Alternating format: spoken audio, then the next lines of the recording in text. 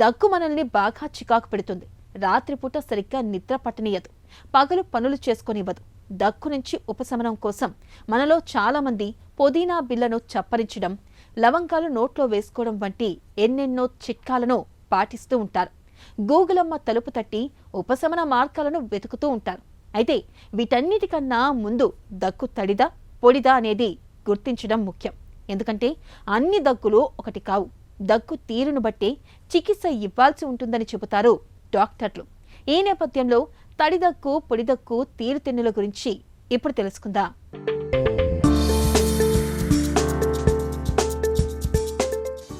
దగ్గు ఒక వ్యాధి కాదు, అది ఒక లక్షణం మాత్రమే. దగ్గు రావడానికి అనేక కారణాలుంటాయి. సాధారణ పరిభాషలో దగ్గును తడి, పొడి అని 2 రకాలుగా పేర్కొంటారు. దగ్గినప్పుడు తెమడపడటం, సాధారణ ఉమ్మి కంటే చిక్కగా ఉండే స్రావాలు పడితే దాన్ని తడిదగ్గు అని, అలాంటివేమీ పడకుండా ఉండే దగ్గును పొడిదగ్గు అని అంటారు. పొడిదగ్గు చాలా వరకు గొంతులో దురద, వాపు మూలంగా వస్తుంది. అదే తడిదగ్గు అయితే ఇన్ఫెక్షన్తో పుట్టుకొచ్చిన కళ్ళె వంటి వాటిని శరీరం బయటకు తోసే ప్రయత్నం చేస్తోందని అర్థం. పొడిదగ్గు రావడానికి అనేక ప్రేరకాలు కనిపిస్తాయి. జీర్ణాశయంలోని ఆమ్లం గొంతులోకి ఎగదన్నుకు రావటం, అలర్జీలు, ఉబ్బసం, సిగరెట్ పొగ, హై బీపీకి వాడే ఏసీఈ ఇన్హిబిటర్ మందులు పొడిదగ్గుకు కారణమవుతుంటాయి. ఇక తడిదగ్గు ప్రేరేపకాల విషయానికి వస్తే బ్రాంకైటిస్, జలుబు, ఫ్లూ, సిఓపిడి, కోవిడ్, నిమోనియా వంటివి కారకాలుగా ఉంటాయి. అయితే కొన్ని దగ్గులు తడిదగ్గుతో మొదలై పొడిదగ్గుగా మారుతుంటాయి. ఉదాహరణకు జలుబు తడిదగ్గుతో మొదలవుతుంది.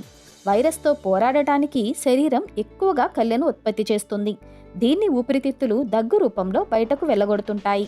జలుబు లక్షణాలు తగ్గిన తర్వాత దగ్గుండొచ్చు, కాకపోతే అదప్పుడు పొడిగా మారుతుంది. కాబట్టి దగ్గు ఏ రకమో తెలుసుకుంటే సరైన చికిత్సకు వీలుంటుంది.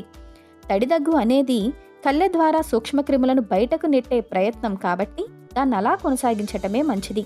అదే పొడిదగ్గు అయితే శ్వాస మార్గాలకు ఉపశమనం అవసరం. రకం ఏదైనా దగ్గు తగ్గటానికి కొన్ని చిట్కాలు మేలు చేస్తాయి.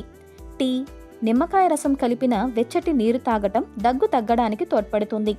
గొంతులో చికాకు తగ్గటానికి చెంచాడు తేనె తీసుకోవచ్చు.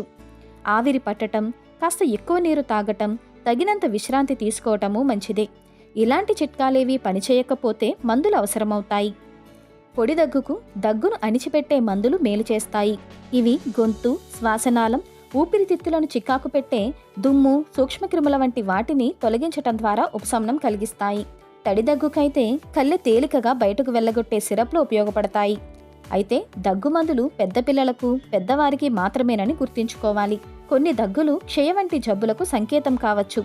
కంగు కంగుమని మోగుతూ దగ్గుతున్నా, దగ్గులో రక్తం కళ్ళే పడుతున్నా, శ్వాస తీసుకోవటం కష్టమవుతున్నా, ఆయాసం వస్తున్నా, 3 వారాలు దాటినా దగ్గు తగ్గకపోయినా వెంటనే డాక్టర్ను సంప్రదించాలి.